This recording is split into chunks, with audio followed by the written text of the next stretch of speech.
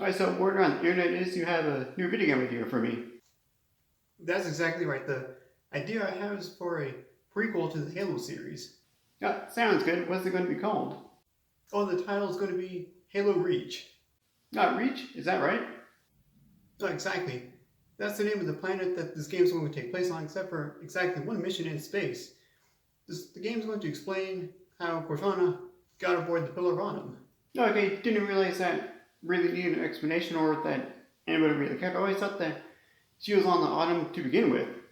Well, we're going to tell them whether they like it or not, because Master Chief is important to his franchise, because without him, these games have no reason to exist. Fair enough. So what's the plot going to be?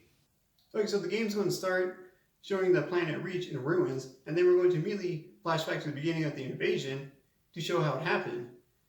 So the first level of the game, the whole team gets dispatched to investigate a communications relay that has been knocked offline. Oh no, what happens if we get to the relay? And at that point, they then encounter the Covenant, who are currently invading the planet.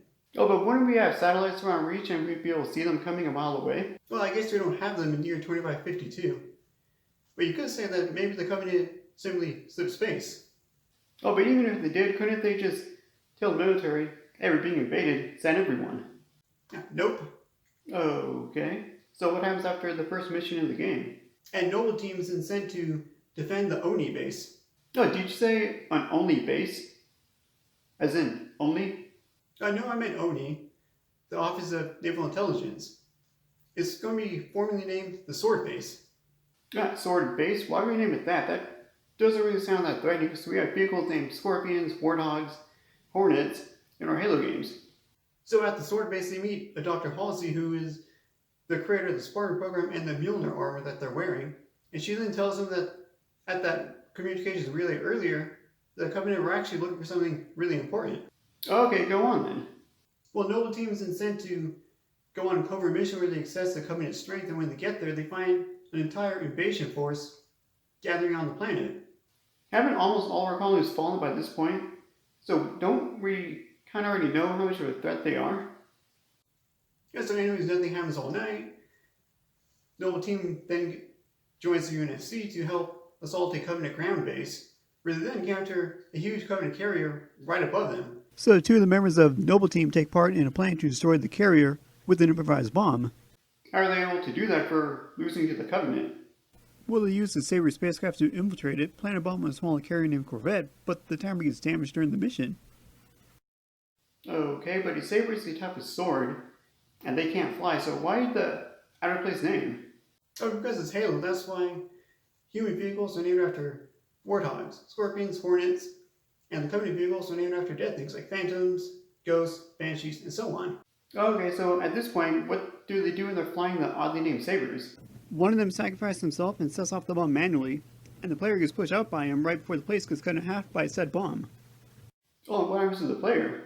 They land in New Alexandria, and at this point there's a full-on invasion happening, and the UNSC has the player help them evacuate the civilians. They then reunite with Noble Team. An EMP is unleashed in the area, which knocks out the team's shields. One of the members is then sniped by a jackal while the team is retreating. Oh wow, that's another one dead. This game is really showing off how much of a threat the Covenant are. Do the rest survive? No, this is going to get pretty dark, but it is going to show off the importance of the Master Chief to the entire franchise. Oh, so what happens to the rest of the characters? At this point, the remainder of the team is then sent back to the Oni base, except this time they're going to demolish the whole place because they have sensitive information there that they don't want the Covenant to get a hold of. And so once they complete the mission, they find out from Halsey that there is an artifact that could be the key to winning the war. What is it? And after they demolish the sword base, they're then sent on a mission to deliver Cortana to the Pillar of Autumn. Hey, that's a ship from the first Halo. Exactly. Okay, but what about the Covenant? Shouldn't they be doing everything to stop this? Oh, but they do. On the way to the Pillar of Autumn, they get ambushed by a scarab.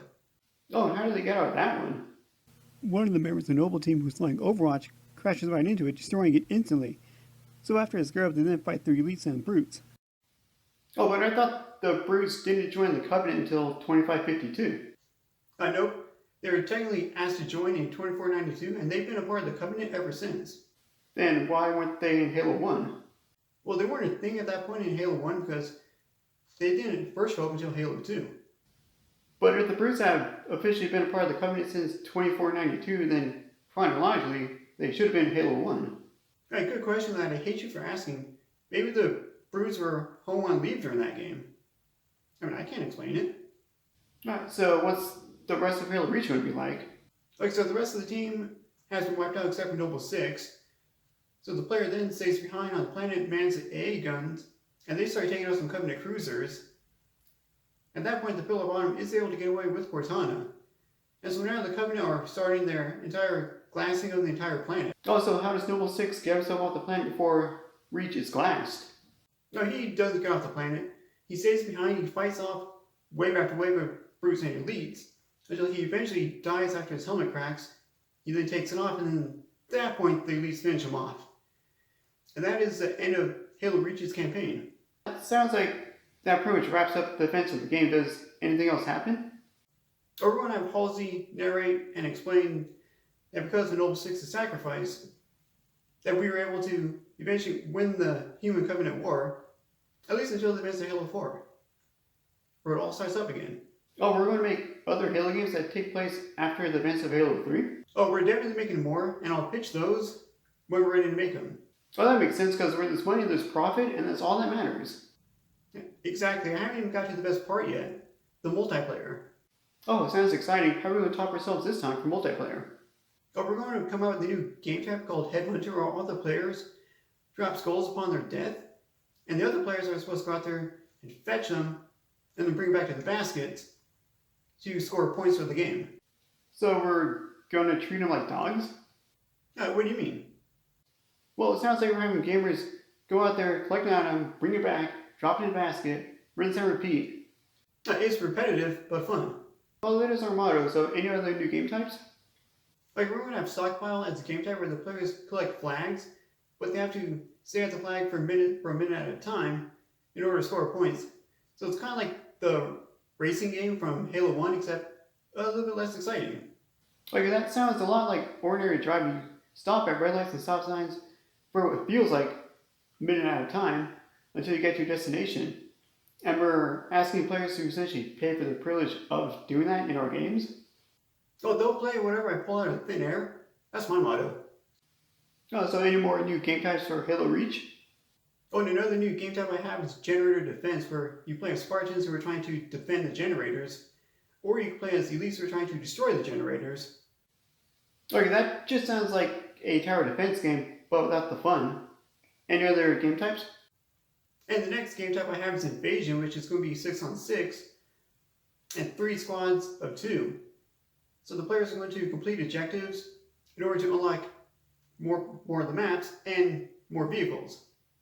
And before I forget, we're also going to bring back Forge mode. Okay, so I think we should bring back old power-ups from previous games, but make them armor abilities, and we should also add in some new ones while we're at it. Any ideas? Yeah, oh yeah. And to start off, I already have a few ideas. Like, for one, we can't give the players a jetpack so they can fly around the map. But wouldn't that just make the player easier to get picked off by an enemy sniper? Oh, this next ability I have is the sprint ability, which is the ability to run around the map really, really fast. Oh, that sounds exciting. It makes them run at a superhuman rate of speed? Nope, it's just a normal run ability. Oh, and you can't use your guns while sprinting either. Like, well, that sounds pretty basic for our future abilities. Our military today can run at full speed, in full armor and military gear, and they can also shoot their guns while running if they have to. Okay, well, how about this one? It's called Evade, where the player can roll out of the way of danger. Well, I think anyone that's athletic can do that, because I could do that back when I was in high school. And I think you should stop pointing out obvious things.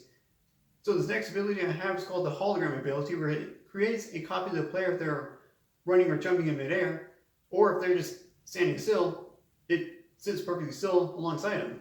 Well, that hologram ability doesn't really seem that useful if it's just repeating one action over and over, not interacting with anything, or it's just standing perfectly still. Stop pointing out the obvious. So this other ability I have is this bubble shield ability. What that means is players can throw down a bubble shield around them as a form of protection.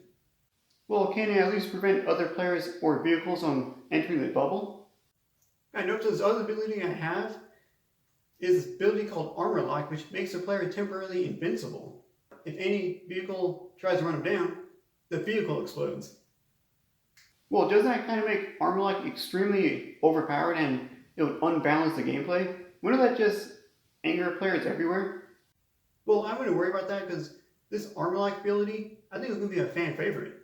Alright, so what about the active camo in the previous games? That was a pretty good power up. Oh, you're going to love this. I added a twist to the camo ability.